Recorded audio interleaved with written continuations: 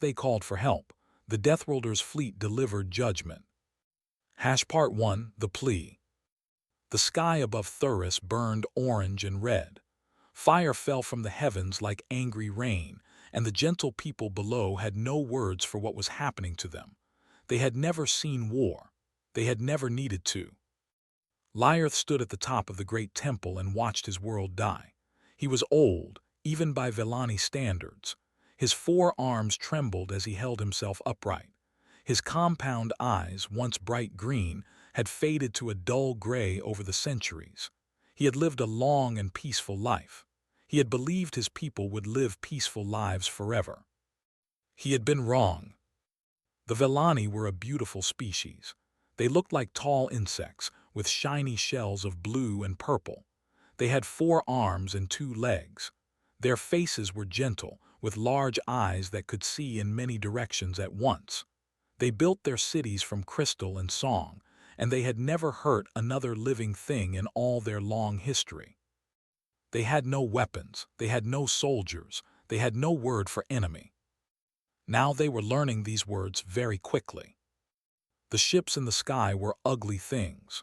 Black and covered with sharp edges, they looked like angry insects made of metal and hate. They belonged to the Keth Dominion, and they had come to take everything the Vellani had, including the Vellani themselves. Lyrth watched as transport ships landed in the lower city. He could hear the screaming even from here. His people were being dragged from their homes. Families were torn apart. Children called for their parents. Parents called for their children. The Keth did not care about any of it.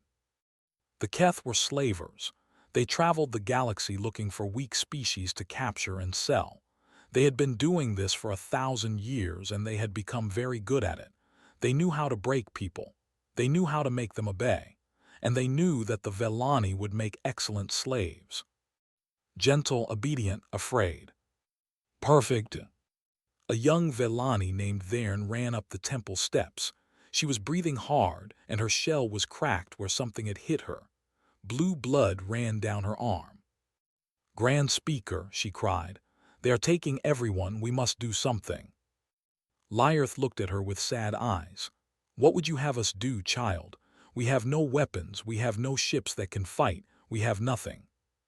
"There must be something," Thern said. Her voice was desperate. "The old stories speak of others, other species. Some of them fight, some of them protect the weak. We must call for help." Lyrth was quiet for a long moment. Then he remembered. 300 years ago, a strange ship had visited Thuris. It was not like the Keth ships. It was smooth and white, and the beings inside had been kind. They called themselves explorers. They had stayed for only a few days, but before they left, they had given the Vellani a gift. A small device, a beacon. "If you ever face extinction," the explorers had said, "activate this beacon. It will call for help." "Who will come?" Lyrth had asked. The explorers had looked at each other. There was something strange in their eyes, something like fear, but also something like hope. "The Deathworlders," they had said, "they will come."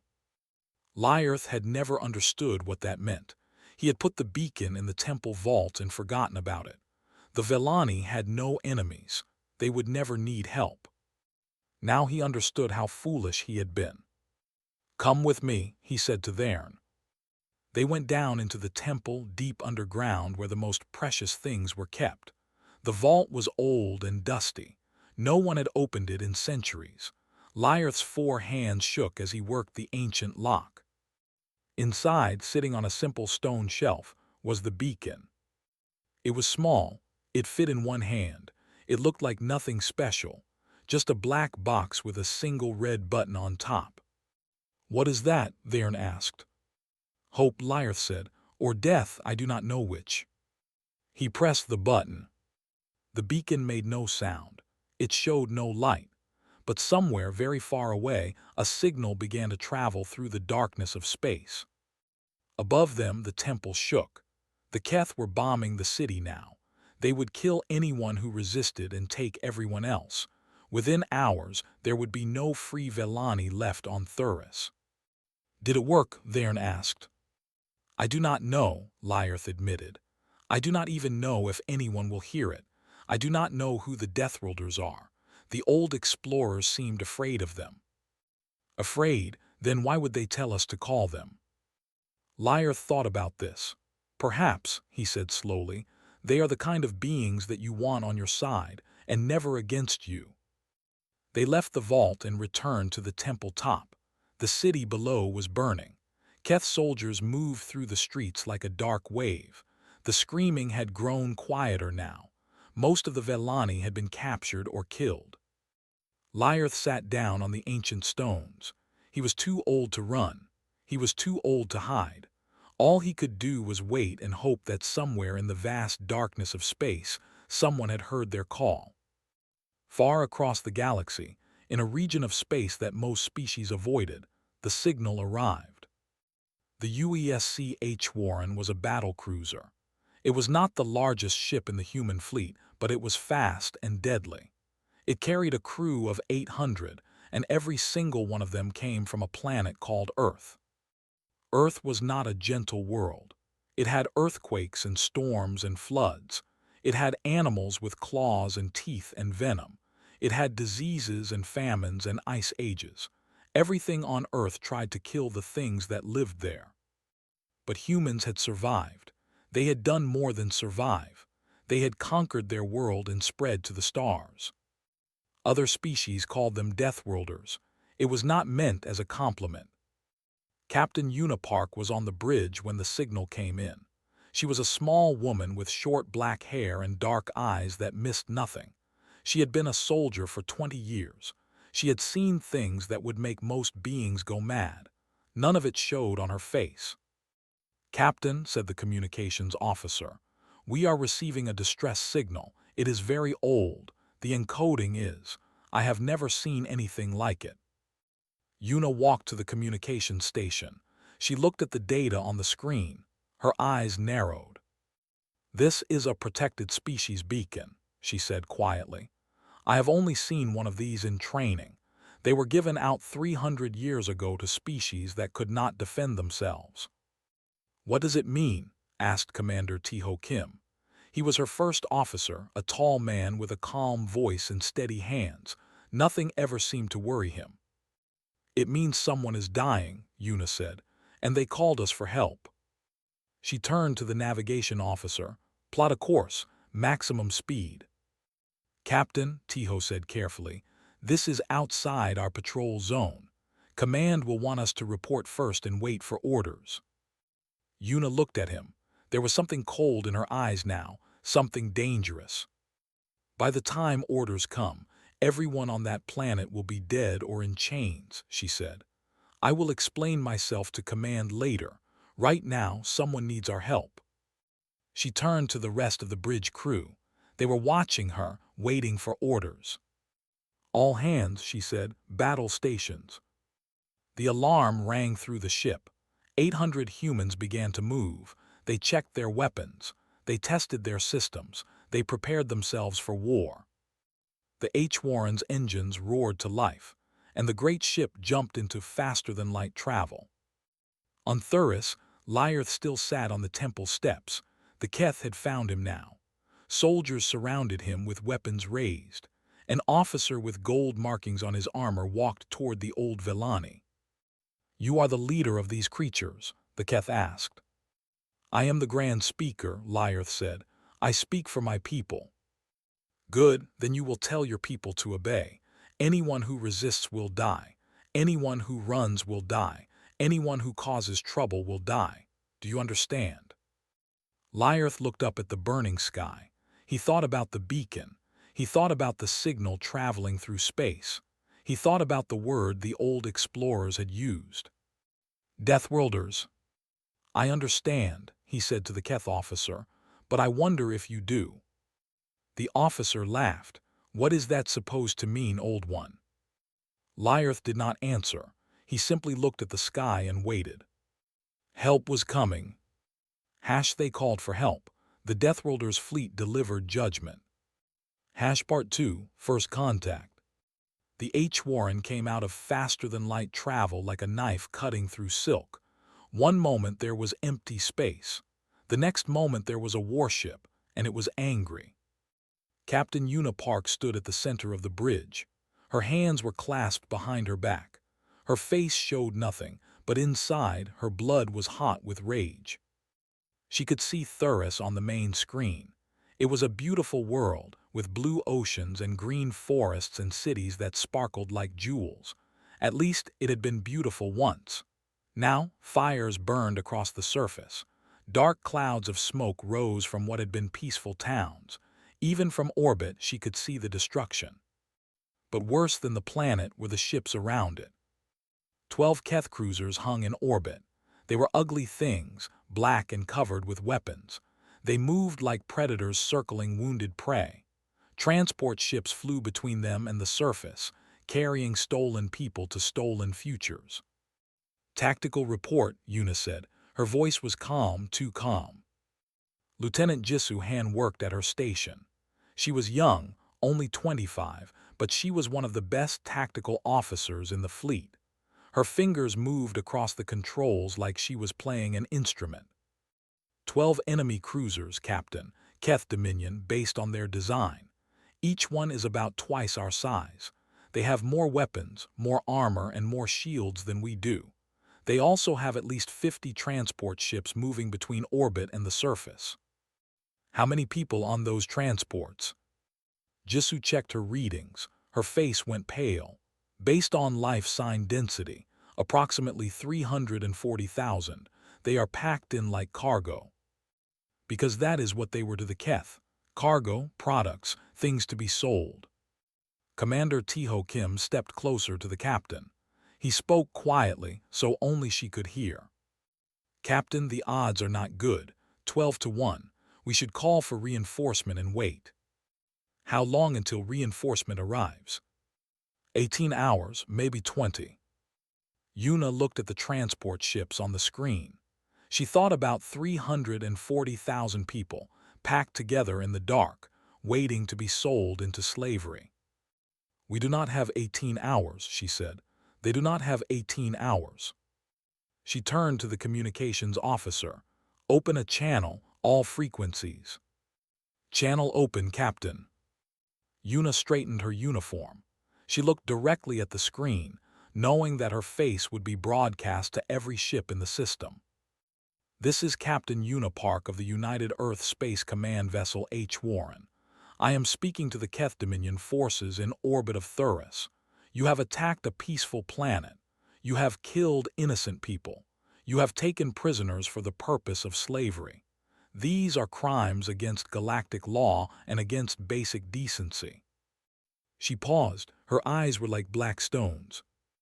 "You have 60 seconds to cease all hostile actions, release all prisoners, and surrender your vessels.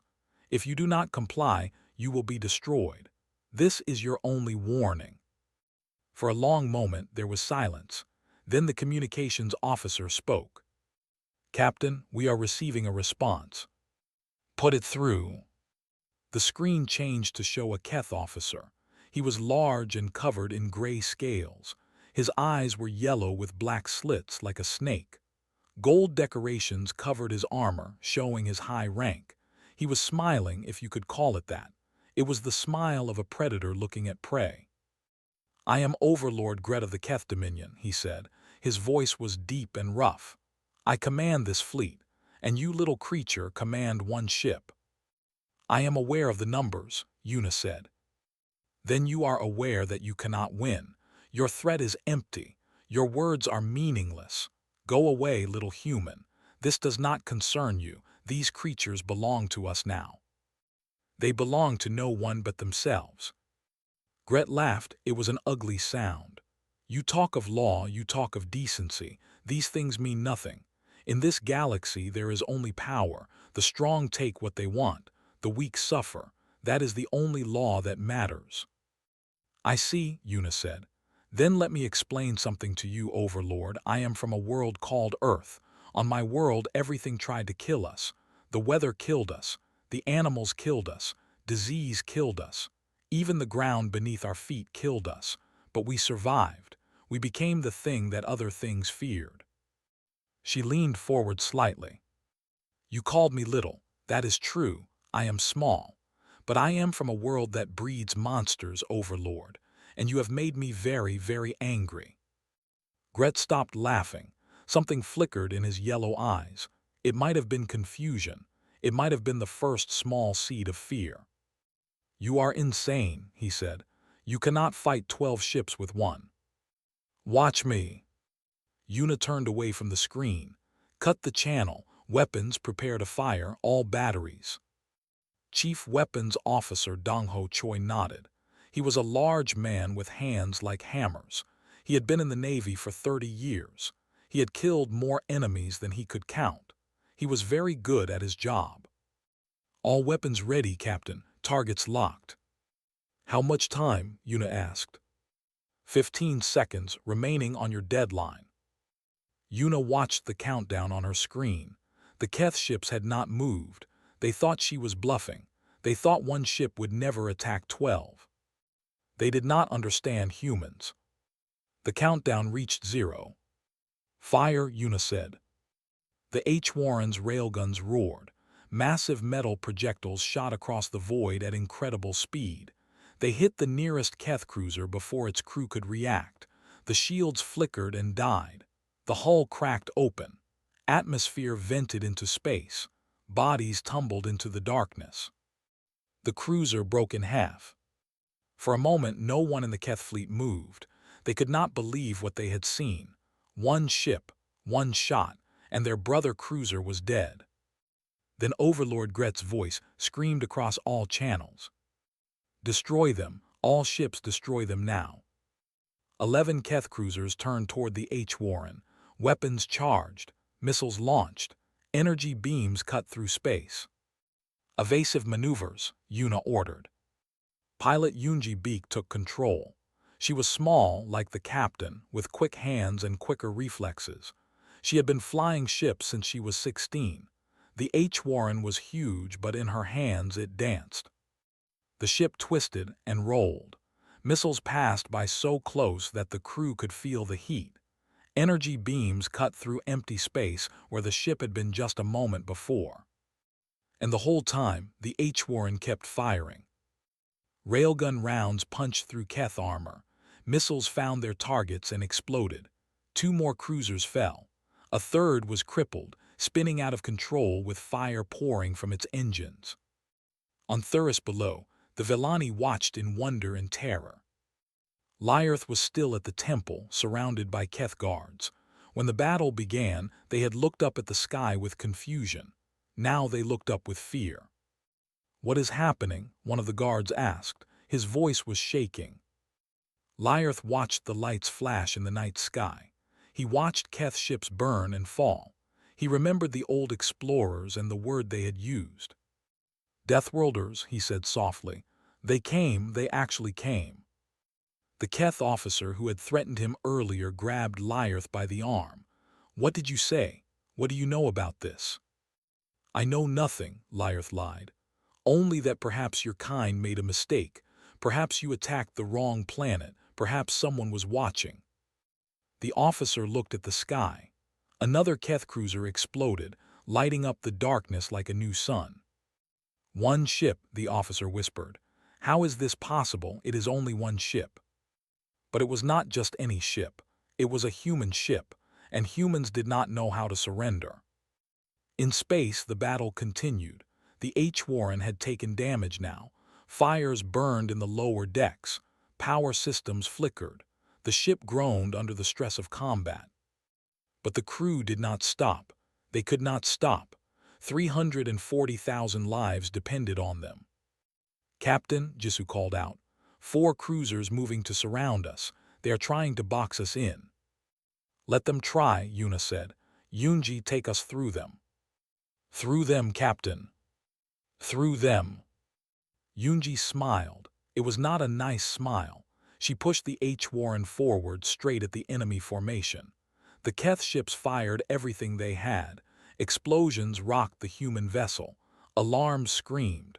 Crew members were thrown from their stations. But the H-Warren did not stop. It cut through the enemy formation like a sword through paper. At point-blank range, its weapons tore into two more cruisers. One exploded instantly. The other crashed into its neighbor, and both ships fell toward the planet in flames. 7 cruisers destroyed, 5 remained. Overlord Gret watched from his command ship. His scales had gone pale. His hands were shaking. "What are these creatures?" he whispered. "What are they?" He had conquered 100 worlds. He had broken 1,000 species. He had never seen anything like this. 1 ship against 12, and the 1 ship was winning. These humans, they were not like other species. They did not fight to survive. They did not fight for territory or resources. They fought because someone had called for help. They fought because it was right. They fought like they had nothing to lose, like they did not care if they lived or died. Gret had heard stories about Deathworlders. He had thought they were myths, legends told to frighten children. Now he understood. The legends were true. And he was afraid. On the H Warren, Captain Unipark looked at the remaining Keth ships. Her vessel was damaged. Her crew was tired, but they were not finished. "Signal the remaining Keth ships," she said. "Tell them what I told them before. Surrender and release the prisoners. This is their last chance." The communications officer sent the message. For a long moment, there was no response. Then, one by one, the 5 remaining Keth cruisers began to turn. They were not surrendering. They were running. "They are retreating," Tiho said. "Should we pursue?" Yuna watched the fleeing ships. Part of her wanted to chase them down. Part of her wanted to make them pay for every life they had taken. But that was not why she was here. "No," she said. "Let them go. Our mission is rescue, not revenge. Focus on the transport ships. Those prisoners need our help." She turned to face her crew. They were tired and bloody. Some of them were injured. All of them were heroes. "Good work," she said simply. "Now let us finish what we started." Below on Thuris, the Keth guards were fleeing. Their ships in orbit were destroyed or running. There was no point in staying.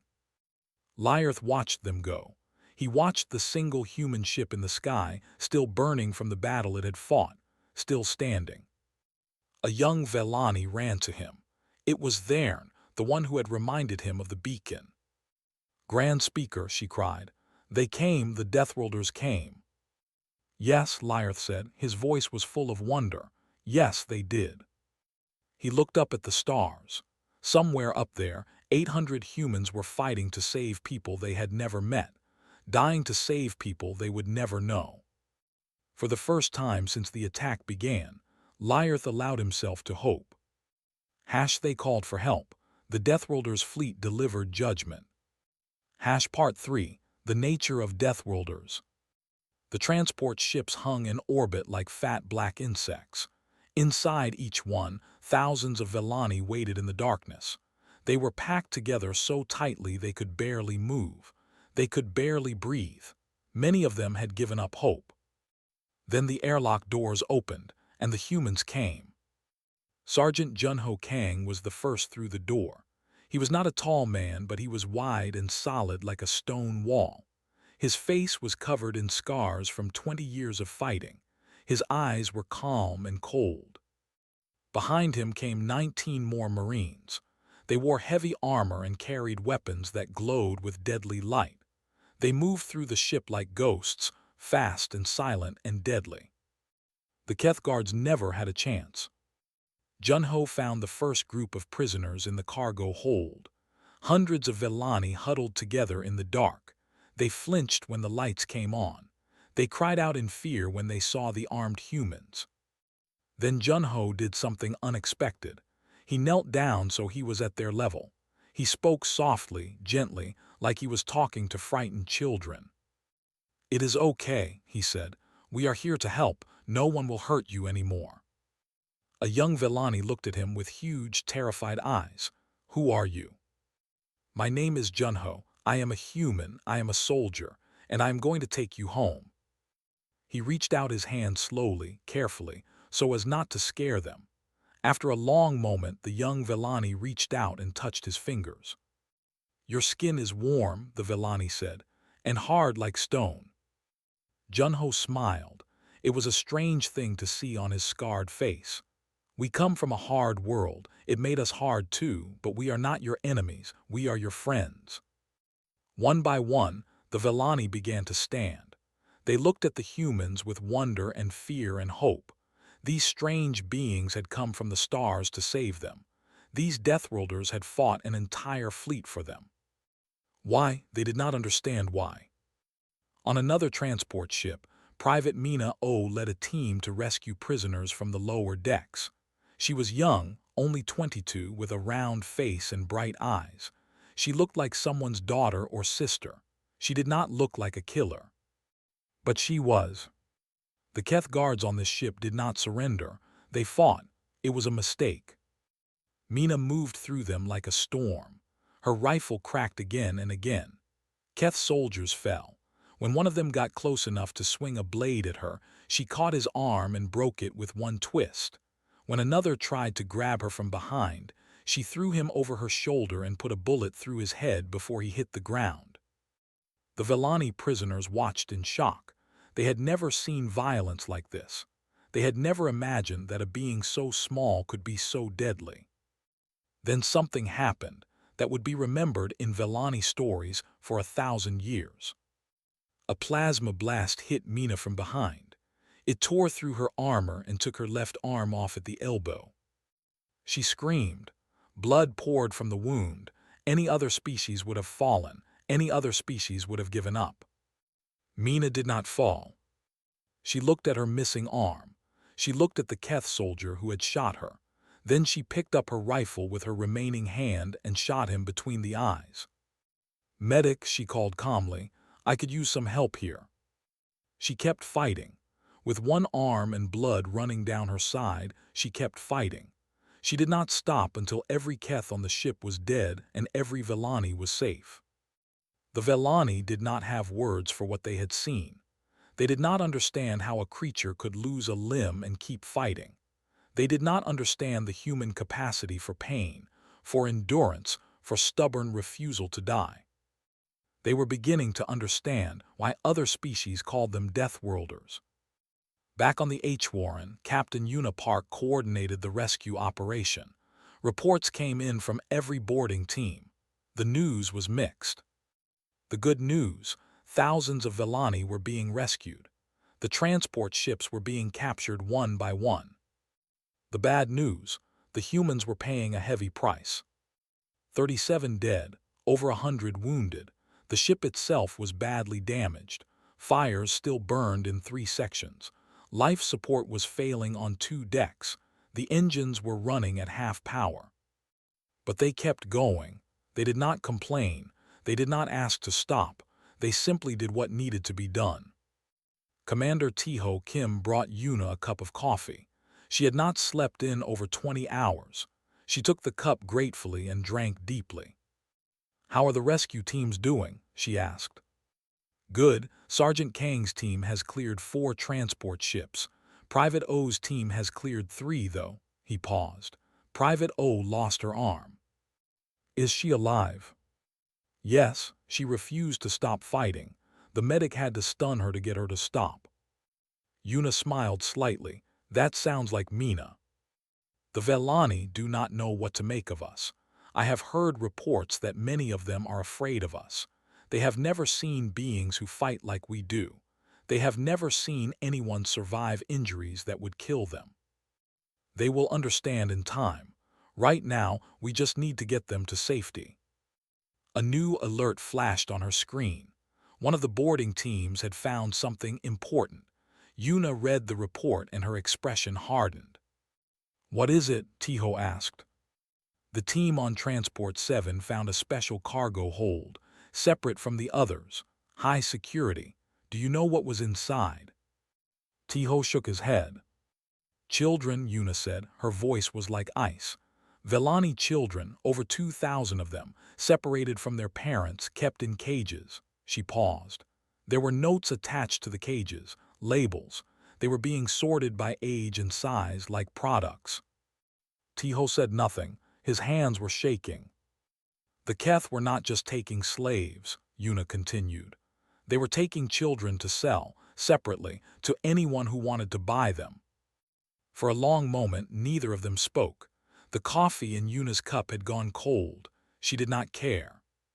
"Tiho," she said quietly. "Yes, Captain. When reinforcements arrive, we are not just going to rescue these people. We are going to make sure the Keth never do this again. To anyone." "Yes, Captain." On the transport ships, the rescue continued. The human Marines worked without rest. They carried wounded Velani to safety. They held the hands of frightened children. They treated the aliens with a kindness that seemed impossible from beings who had just killed so efficiently. Sergeant Junho found the cage room. He saw the children huddled in their small prisons. He saw the labels attached to the bars. He read the words that described them as merchandise. Something in him went very quiet, very cold. He turned to his team. "Get them out, all of them, now." They worked quickly. The cages were designed to hold Velani, not to keep out determined humans. Junho ripped the doors off with his bare hands. His soldiers did the same. The children were terrified at first.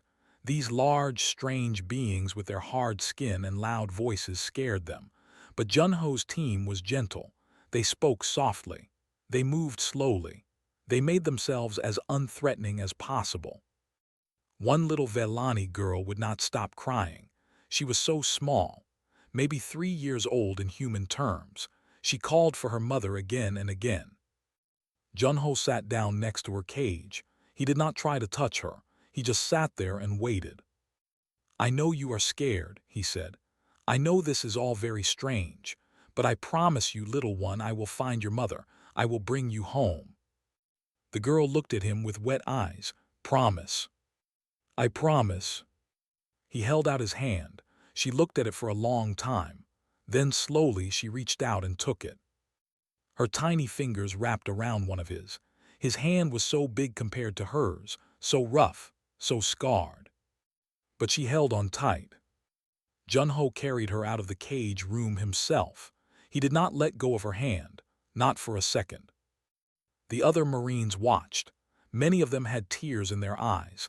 These were hard men and women, killers, soldiers, but they were also human, and humans could not see children in cages without feeling something break inside them. On the planet below, the Velani were beginning to emerge from hiding. The Keth soldiers had fled. The bombing had stopped. Fires still burned, but there was no more death falling from the sky. Lyarth walked through the ruins of his city. He saw bodies everywhere. His people, gentle and kind, lying in the streets like broken flowers. He wanted to weep. He wanted to scream. But he was the Grand Speaker. He had to be strong for those who remained. A human shuttle landed in the main square. Lyarth watched as strange beings in uniform stepped out. They carried boxes and equipment. One of them, a woman with short gray hair, walked toward him. "You are the Grand Speaker?" she asked.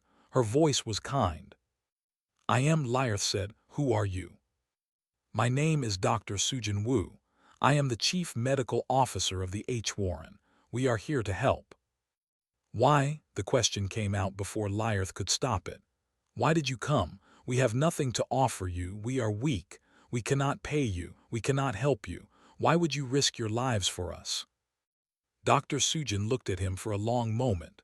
Her eyes were sad but warm. "Because you called for help," she said simply. "That was enough." Lyarth did not understand. In his experience, no one did anything without a reason. No one helped the weak without wanting something in return. But these humans, these Deathworlders, they were different. "I do not understand your kind," he admitted. Dr. Sujin smiled.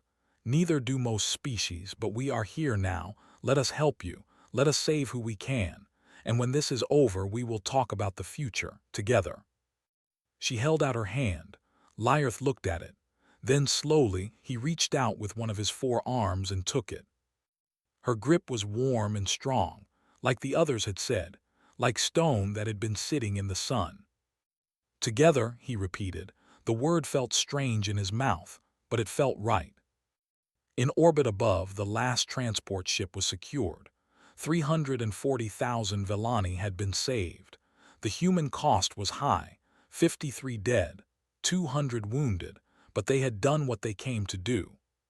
Captain Una Park looked at the planet below. Fires still burned. There was so much work left to do. But they had time now. The Keth were gone, the prisoners were free, the children would see their parents again. She allowed herself a small moment of satisfaction, just a moment. Then she turned back to her crew. All hands begin recovery operations. Medical teams to the planet's surface. Engineering teams start repairs. We have a lot of work to do. Yes, Captain, they answered as one. The work continued. The work always continued. Because that was what humans did. They did not stop. They did not give up. They saw something wrong in the universe and they fixed it. Or they died trying. They called for help. The Deathworlders' fleet delivered judgment. Part 4, Judgment arrives. The battle had been over for 6 hours, but the war was not finished. Captain Una Park stood on the bridge of her damaged ship and watched the sensors. The 5 Keth cruisers that had escaped were still out there somewhere. Overlord Gret was still alive, and the Keth Dominion was very, very angry. Captain, Lieutenant Jisuhan said, I am detecting new contacts, multiple ships approaching at high speed. Una's jaw tightened. How many? At least 30. They will arrive in approximately 40 minutes. 30 ships, against one damaged battlecruiser with half its weapons offline and a third of its crew dead or wounded. The odds were not good. Commander T-Ho Kim stepped closer. Captain, we cannot win this fight. We should evacuate the crew to the planet's surface and... No, Una's voice was firm. We hold the line here. If those ships get past us, they will bomb the planet again. They will take everyone we saved and put them back in chains. We cannot allow that. We will die. Maybe, but we will die fighting, and we will make them pay for every second. T-Ho looked at her for a long moment, then he nodded slowly. Then we fight. On the planet below, the Vellani were beginning to understand what was happening. They had seen the sensors. They knew more Keth ships were coming, and they knew that the single human ship in orbit was all that stood between them and destruction. Lyarth found Dr. Sujin Wu treating wounded in a makeshift hospital. The human doctor looked exhausted. She had been working without rest for hours, but when she saw Lyarth, she smiled. Grand Speaker, how can I help you? Your ship is damaged. More enemies are coming. Your captain plans to fight them alone. Lyarth's voice trembled. Why does she not run? Why does she not save herself and her crew? Dr. Sujin stopped what she was doing. She looked up at the old Vellani with tired eyes. Because if she runs, you die, your people die. The children we just saved go back into cages. She paused. We did not come here to save ourselves, Grand Speaker. We came here to save you. But you will be destroyed. Maybe, maybe not. Either way, we will not abandon you. That is not who we are. Lyarth felt something wet on his face. He was crying. The Vellani did not cry often. It was a sign of deep emotion. I do not deserve this, he whispered. My people do not deserve this. Dr. Sujin reached out and touched his arm gently. Everyone deserves help when they need it. Everyone deserves someone who will fight for them. She smiled sadly. We are those someones. That is what humans are. We are the ones who fight. In orbit, Captain Una prepared for the final battle. Her crew moved with calm efficiency. They repaired what they could. They loaded weapons. They said goodbye to each other in small ways, a touch on the shoulder, a quiet word, a shared look that said everything. They knew they might not survive. They did not care. They had already done something worth dying for. Una walked through the ship one last time. She visited the wounded in the medical bay. She spoke to the engineering teams who were keeping the engines running through pure stubbornness. She thanked every single person she passed. Captain, one young soldier said. He was barely 20. His face was covered in burns from a fire on Deck 7. Are we going to win? Yuna looked at him. She could lie. She could give him false hope, but that was not her way. I do not know, she said honestly. But I know this, we are going to fight, and we are going to make them remember us. Whatever happens, the galaxy will know what we did here. They will know that when the Vellani called for help, the humans answered. The young soldier nodded. Something like peace came over his burned face. That is enough, he said. That is enough for me. Yuna returned to the bridge. The enemy fleet was getting closer, 20 minutes now. All hands, she announced over the ship's communication system. This is the captain. In 20 minutes we will face an enemy fleet of 30 ships. We are one ship against 30. The odds are not in our favor. She paused. Every person on the ship was listening. But I have seen what you can do. I have seen you fight 12 ships and win. I have seen you rescue 300,000 people. I have seen you carry children out of cages and hold the hands of the frightened and dying. You are the best crew I have ever served with. And today, we will show the galaxy what humans are made of. She took a deep breath. Today, we stand between the innocent and those who would harm them. Today, we are the wall, and we do not fall. Cheers erupted throughout the ship. It was not the sound of people who wanted to die. It was the sound of people who had found something worth dying for. The sensors beeped. Jisoo looked up sharply. Captain, new contacts, but these are not Keth ships. What are they? They are human 23 ships, a full battle group. They just came out of FTL travel. For a moment, Yuna did not understand. Then she saw the ship's signatures on her screen. The carrier Biko, the dreadnought Geomun, destroyers and frigates with names she knew. Reinforcements. The communication screen flickered, and a familiar face appeared. Admiral Hyunwoo Shin was an older man with gray hair and calm eyes. He had been Yuna's commander for 10 years. He had taught her everything she knew about war. Captain Park, he said, it seems we arrived just in time. Yuna felt tears in her eyes. She blinked them away quickly. Admiral, I have never been happier to see anyone in my life. Save the thanks for later. I have been listening to the reports. You held off 12 ships with one. You rescued over 300,000 prisoners. You did all of this without waiting for orders. He paused. I should probably discipline you for that. Yes, sir. But I am not going to. Because what you did here today is what humans are supposed to do. You saw people in need and you helped them. That is what makes us who we are. He turned to someone off-screen and nodded. Then he looked back at Yuna. Now, Captain, I believe we have some Keth to deal with. Would you like to join us? Yuna smiled. It was a fierce smile, a warrior's smile. It would be my pleasure, Admiral. The Keth reinforcement fleet arrived 10 minutes later. 30 ships, led by Overlord Gret himself. He had gathered every vessel he could find. He had called in favors and made threats. He was going to destroy the humans who had embarrassed him. He was going to make them pay.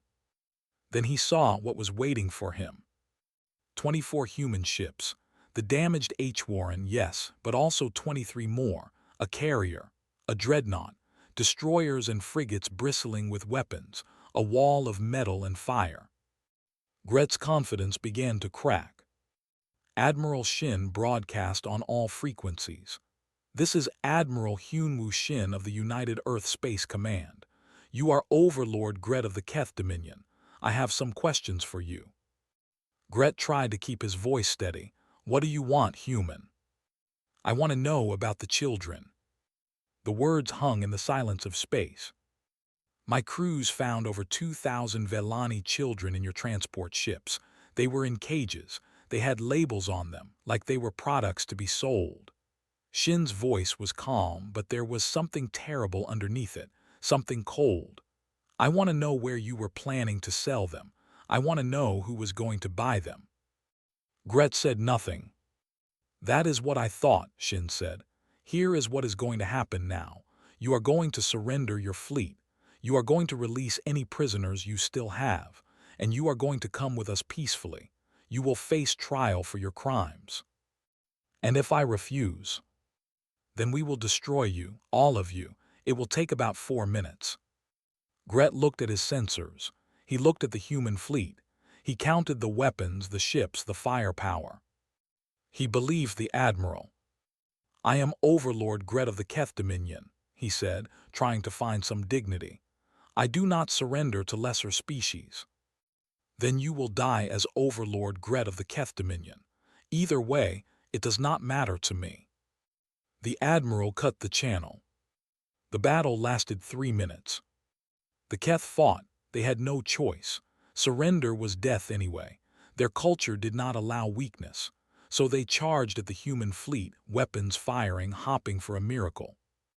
No miracle came. Human railguns tore through Keth armor. Human missiles found their targets with terrible precision. The dreadnought Geomun alone destroyed 8 enemy ships. The carrier Biko launched fighter craft that swarmed over the remaining vessels like angry insects. The H Warren, damaged but still fighting, claimed 3 more kills. Captain Unipark watched each one explode with grim satisfaction. In the end, only Gret's flagship remained. It was surrounded by human ships. Its weapons were destroyed. Its engines were dead. It floated in space like a broken toy. Admiral Shin broadcast one more time. Overlord Gret, surrender now or we will board your ship and take you by force. Silence. Then slowly, the Keth flagship's weapons went dark. A white flag appeared on the communication channel. Gret had surrendered. Marines boarded the ship and took him alive.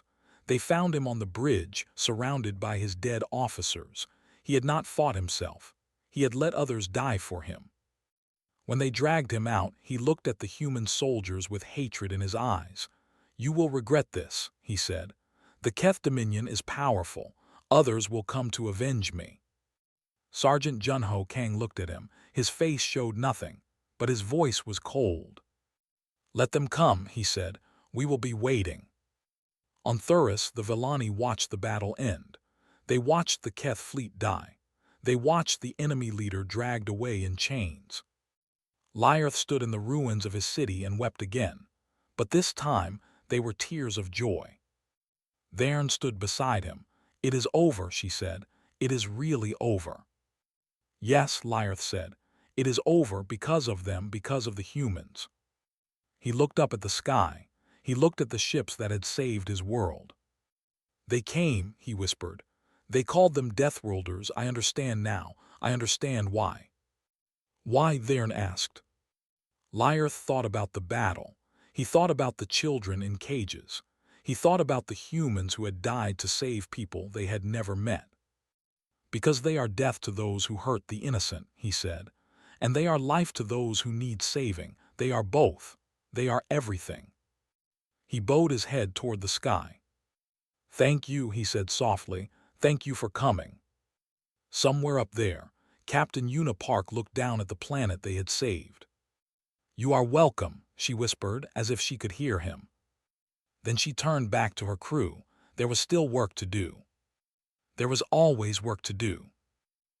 They called for help. The Deathworlders' fleet delivered judgment. Part 5, The Judgment. 6 months had passed since the Battle of Thuris. The galaxy had changed in that time. News of what the humans had done spread from system to system like fire through dry grass. A single ship against 12. A fleet against 30. 300,000 lives saved from slavery. 2,000 children freed from cages. The story was told in 100 languages on 1,000 worlds. Some species heard it with fear. Some heard it with hope. All of them heard it with wonder.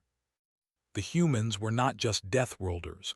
They were something more, something that the galaxy had not seen before. They were protectors. On the edge of Vellani space, a space station had been built for a special purpose. It was neutral ground, owned by no one, where representatives from across the galaxy could meet. Today, 30 species had sent their representatives. They had come to witness judgment. Overlord Gret stood in the center of the great hall. His hands were bound. His scales had gone pale and gray. 6 months in a human prison had broken something in him. Or perhaps it was not the prison. Perhaps it was the memories. Every night he dreamed of the battle. He dreamed of his ships burning. He dreamed of human eyes staring at him without fear. He dreamed of the children in cages. He dreamed of their faces as the humans set them free. He had never felt guilt before. Now it ate at him like a disease. Admiral Hyunwoo Shin sat at the front of the chamber with the other judges. There were 12 of them in total, 6 humans and 6 representatives from other species. This was the first time such a court had ever been formed. The Keth Dominion had demanded Gret's return. They had threatened war. They had sent messengers with angry words and terrible promises. Then something unexpected happened. 12 species stood with humanity, 12 species who had once been Keth slaves. They declared that any attack on humanity would be considered an attack on all of them. They formed a coalition. They built fleets. They prepared for war. The Keth backed down. Now, Gret faced judgment from the very species he had terrorized. Lyarth was there. The Grand Speaker of the Velani had been invited to give testimony. He walked slowly to the witness stand, his 4 arms trembling with age and emotion. He looked at Gret, the Keth who had ordered the destruction of his world, the slaver who had put children in cages. "Grand Speaker," the judge said, "please tell the court what you witnessed." Lyarth spoke for over an hour. He described the attack, the bombing, the families torn apart, the gentle people of Thuris dragged from their homes and loaded onto transport ships like animals. He described the fear, the despair, the moment when he thought all hope was lost. Then he described the humans. "They came when no one else would," Lyarth said. His voice was quiet but clear. "They fought when no one else could. They died for people they had never met. They saved children they would never see again." He looked at the human judges, at Admiral Shin, at Captain Yuna Park who sat in the audience with her crew. "I asked them why. I asked them many times. The answer was always the same: because someone called for help, that was enough." He paused. "I did not understand at first. Now I do." He turned back to Gret. The old Villani's eyes were hard now, harder than anyone had ever seen them. "This creature deserves no mercy. He showed none. He has no regret for what he did. He only regrets that he was stopped." Lyarth's voice rose. "I am Villani. My people do not believe in violence. We do not believe in revenge, but I believe in justice. And justice demands that this monster never hurt anyone again." The chamber was silent. Lyarth returned to his seat. More witnesses came, former slaves from a dozen species. Each one told their story. Each one described the horrors of Keth cruelty. Children sold away from parents, families broken for profit, lives destroyed for entertainment. Dr. Sujin Woo testified about the medical evidence, the scars on the prisoners, the malnutrition, the signs of torture and abuse. Captain Yuna Park testified about the battle, the transport ships, the cages, the labels on the children. Through it all, Gret said nothing. He showed no emotion. He simply stared at the floor. Finally, it was time for the verdict. Admiral Shin stood. The chamber fell silent. "Overlord Gret of the Keth Dominion, you have been found guilty of crimes against sentient beings. You have engaged in slavery, murder, destruction of civilian populations, and trafficking of children. You have shown no remorse. You have offered no defense. The evidence against you is overwhelming." He paused. "The punishment for these crimes is death. However, the coalition has decided on a different sentence. You will spend the rest of your life in prison. You will watch as the galaxy changes. You will see the Keth Dominion dissolved and its slave roots destroyed. You will see the species you victimized rise up and build new lives. You will see everything you worked for crumble to dust." Shin's voice hardened. "And every day you will remember that you failed. You tried to break these people and they survived. You tried to enslave them and they found freedom. You are nothing, Gret. You are less than nothing. And that is the worst punishment I can imagine for someone like you."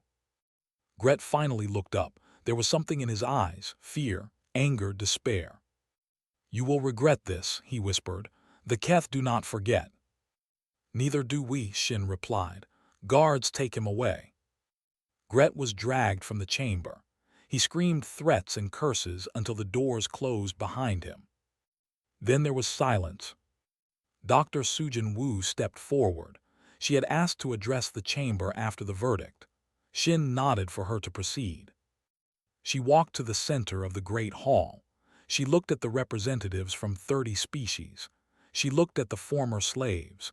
She looked at Lyarth and the other Vellani. "You called us Deathworlders," she said. Her voice was calm but strong. "You were right. We evolved on a world that tried to kill us every day. We learned to survive. We learned to adapt. We learned to fight." She paused. "But we also learned something else. We learned to protect each other. On our world, survival was never guaranteed. The cold could kill you. The heat could kill you. The animals could kill you. The only way to survive was to work together, to help each other, to never leave anyone behind." She looked directly at the assembly. "When we came to the stars, we brought that instinct with us. We do not conquer. We do not enslave. We do not destroy the weak for profit. We protect them. We help them. Because we remember what it was like to be weak. We remember what it was like to be afraid. We remember what it was like to call for help and have no one come." Her voice grew harder. "6 months ago, the Vellani called for help. We answered. Not because we wanted something from them, not because we expected payment, but because it was the right thing to do, because someone was suffering and we could stop it." She pointed at the door where Gret had been taken. "That creature called us monsters. He said we were violent and dangerous. He was right. We are dangerous. We are the most dangerous species in this galaxy, but not because we want power or wealth or territory." She looked at Lyarth. The old Vellani was crying again. "We are dangerous because we will not allow innocent people to suffer. We are dangerous because we will fight for those who cannot fight for themselves. We are dangerous because when someone calls for help, we answer." She stepped back. "We are the Deathworlders, and we deliver judgment." The chamber erupted in sound, cheering from the former slaves, applause from the coalition members. Even some of the species who had been afraid of humanity were nodding with something like respect. After the assembly ended, Captain Una Park found Lyarth outside the chamber. The Grand Speaker was looking at the stars through a large window. "Grand Speaker," Una said, "how are you feeling?" Lyarth turned to look at her. His compound eyes reflected the starlight. "I am feeling grateful and confused and hopeful." He paused. "I did not believe beings like you existed. I thought the universe was cold and cruel. I thought the strong always crush the weak." "Sometimes they do," Una admitted. "The universe is not fair. There are many cruel things in it, many terrible people. But there are also you." Una smiled. "Yes, there are also us." Lyarth reached out and took her hand in one of his 4 arms. His grip was gentle. His skin was smooth and cool. "My people have decided something," he said. "We wish to join the coalition. We wish to stand with humanity and the other species who believe in protection over conquest." He paused. "We are weak. We cannot fight, but we can heal. We can build. We can create. Perhaps that is worth something." "It is worth everything," Una said. "We need more healers in this galaxy, more builders, more creators. The fighters are only one part of the equation. Then we will be partners. We will be friends." Lyarth smiled. It was a strange expression on his insect-like face, but Una understood it perfectly. "Friends," he repeated. "I like that word." 1 year later, a monument was built on Thuris. It stood in the center of the capital city, which had been rebuilt with human help. The monument was made of white stone and blue crystal, shaped like a human hand reaching down to lift a Vellani from darkness. The inscription at the base was simple. They called for help, the Deathworlders answered. Every year on the anniversary of the battle, the Vellani held a ceremony at the monument. Humans came from across the galaxy to attend. They stood together with the Vellani, with the former slaves, with all the species who had joined the coalition. They remembered the dead. They celebrated the living. They promised to always protect each other. And far across the galaxy, in dark places where slavers still hid, a new legend spread. A warning, a promise. If you hurt the innocent, the Deathworlders will come. If you steal children, the Deathworlders will find you. If you think you are safe because you are strong, you are wrong. Because somewhere in the stars, humans are watching, and when someone calls for help, they answer. Always. On a quiet night, Captain Una Park stood on the bridge of her new ship, the UESC Geomun, and watched the stars. Her old ship, the HFY, was being repaired. It would fly again. It would protect again, just like its crew. A new distress signal appeared on her console, faint, distant, but clear. Someone somewhere was calling for help. Una smiled. Navigation, she said, plot a course. Yes, Captain, where are we going? She looked at the signal. She did not know who was calling. She did not know what they faced. She did not know if she could help. But she knew one thing. Someone needs us, she said. Let us go find them. The ship turned toward the distant light and jumped into faster-than-light travel. Another call, another answer. Because that was what humans did. That was what Deathworlders were for. To deliver judgment, to bring hope. To answer whenever someone called for help. Always and forever. Until the stars themselves burned out.